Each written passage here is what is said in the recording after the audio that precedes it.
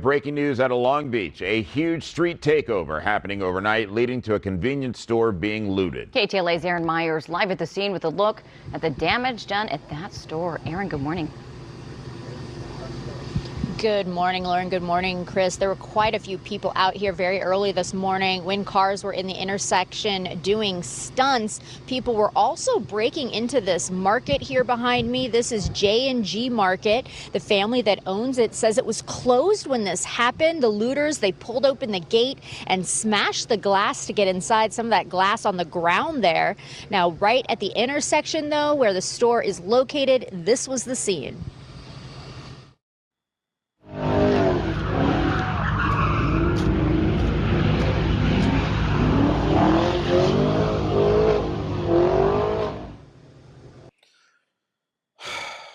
The leadership in California, genuinely, they have to do something to start protecting the citizens, the business owners, the people that are actually contributing into the community.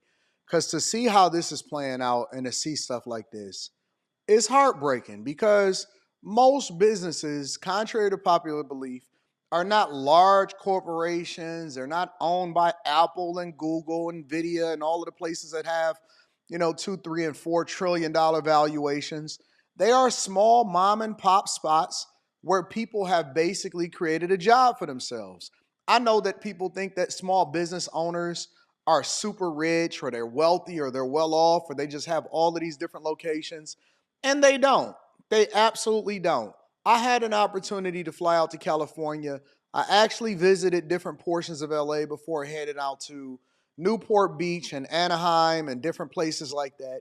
And I will tell you that it's not all of California. There is a huge portion of it, obviously, because the central population of it resides in the San Francisco's and in the Los Angeles area and stuff. But I think that we have this perspective that Los Angeles is all of California. California is a huge space. And a lot of the counties are actually red. They are Republican. They are conservative. They're conservative with their dollars, their principles, and so on and so forth. But we have a leadership problem in places like Los Angeles. And even the governor of California has a leadership problem where the majority of the voters are all centralized, which then take over what it represents, when in reality, the majority demographic as far as the actual landscape is actually red. It is actually Republican. And so it's crazy to think that when you sit here and you look at stories like this where people are just doing burnouts and tearing up stores without any kind of problems, and that police got their hands tied.